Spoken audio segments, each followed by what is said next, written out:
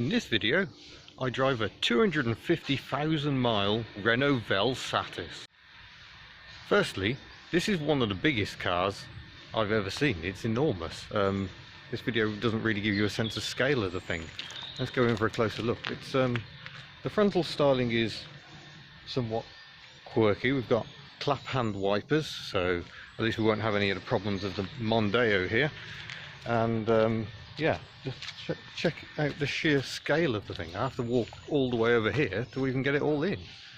It's an odd sort of coupe estate hatchback thing. It's certainly very curious. It's got the typical Renault big butt. Proudly have a auto shite sticker displayed. Can we get into the boot? That's how you get in. Oh, it's a bit mucky in there, but it's big, enormous, and yeah, lots of space for a body, it turns out. These seats look like they fold forward. Very practical, although this cut here means there's a limit to how much big stuff you can get in, but nonetheless, you can fit a me in the boot. Lots of electrical stuff on this car, and being French you wonder whether it's all going to work.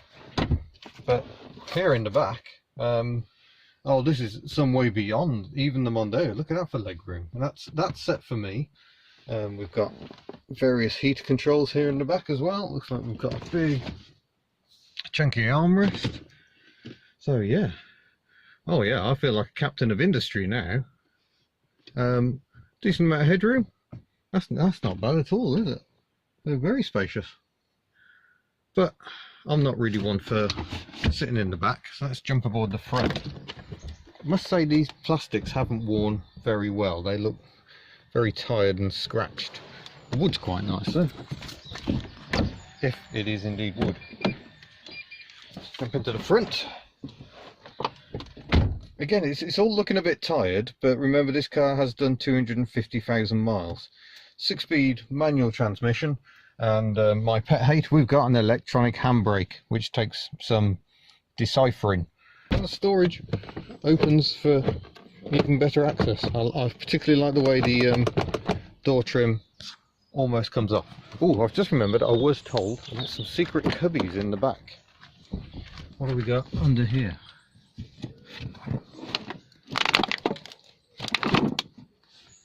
Well, no, maybe I should have had that explained to me more, because I can't find it. Ah, no, here are the secret cubbies. Whoa! Yeah, if they were made out of nicer materials, that might actually feel impressive. Should have a peek under the bonnet. That seems a sensible thing to do. I'm guessing, because this is French, the bonnet release will be on the passenger side. I was wrong. The bonnet release is actually on the driver's side. How unusual. I've no idea how much power this engine produces, but it feels sprightly enough. Well, that's disappointing, to be honest. Look, it's decidedly modern. It's just basically a plastic cover with an engine in there somewhere, and maybe an over-enthusiastic dog has had a chew on it. Right, first of all, I've put the clutch down, press the start button. That's got the ignition on. Will it start now? There we go. Progress. Ooh, that's deep. Ah, I see. This is where the owner keeps his Vaseline. Not sure what that tells you. Right, into first gear. Try and get this bloody foot brake thing off. There we go. You have to pull the thing and press the button at the same time. It's all a bit strange. Has to be said, pulling away initially, it sounds almost like a diesel, albeit a well muted diesel. I'm not sure that's a great thing. Put my lights on. But yes, the Renault Vel Satis is one of a long line of disastrous French executive cars. I'm sure they only build them because presidents ask them to. It's certainly what happened with the Citroën C6. But yeah, I mean, the Renault 25 was a very nice car, but it somehow never really managed to excel. I think it's sold quite well in France, but elsewhere people would rather drive a Mercedes or a BMW. And it has to be said, the interior quality in here is still not BMW or Mercedes class. There's lots of nasty cheap plastic, which is a shame. The Vel Satis was introduced in 2002, and I must admit, I've never liked it. I've always thought it was hideously ugly, and I also never forgave Renault for the fact that it allowed Matra to develop the Avantime and then launch this as a rival. I mean, the Avantime is one of those glorious, stupendous failures. It really was the most ridiculous vehicle. If you don't know what an Avantime is, I suggest you go and Google it, because in effect it was a Renault Espace base sports coupe, and yes, it is as ridiculous as it sounds.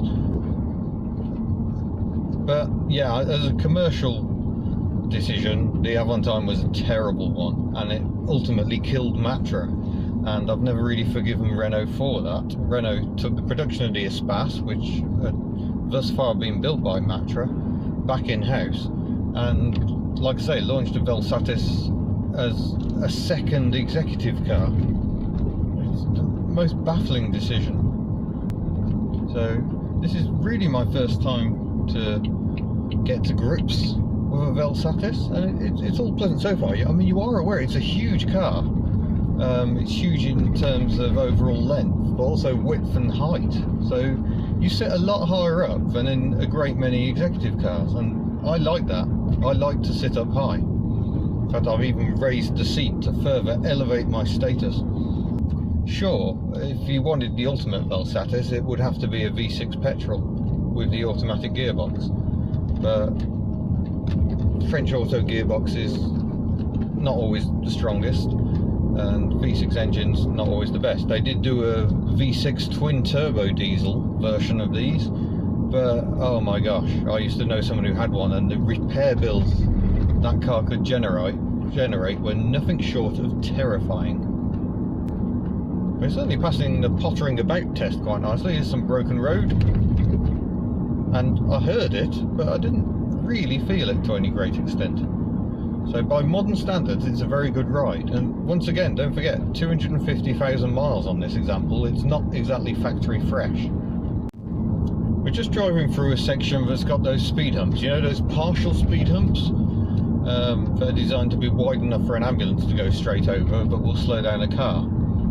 Well, the Vel Satis is so huge, it isn't even touching these. I'm just floating around them.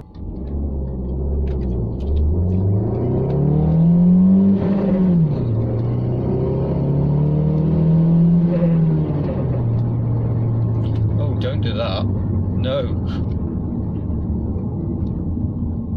That sounded horrible. No, there's only one way to drive a Renault Vel Satis with a 4-cylinder engine, and that's keep the revs down.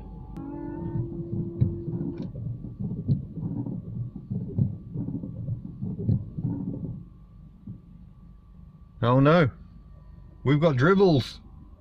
Also, there doesn't seem to be a mist function. What's this all about? But there you go, it wipes pretty well, I think.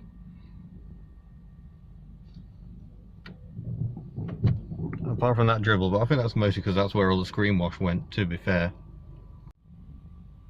Here's something I don't like. I can't even see the column stalks, which is terrible. If I turn the wheel a bit, there you go, you can see the left-hand stalk for lights and indicators. On the right, I can't see what the wiper controls do, because they've put this radio control in the way. Why would you put it there? Why don't you put the buttons on the steering wheel like most sensible people?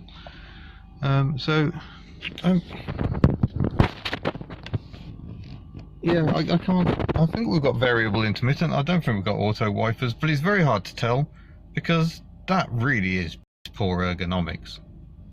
Of course, another thing I don't like is this credit card nonsense instead of an actual key. So you have to slot it in down there. Steering lock, and now the ignition's come on. I don't like that.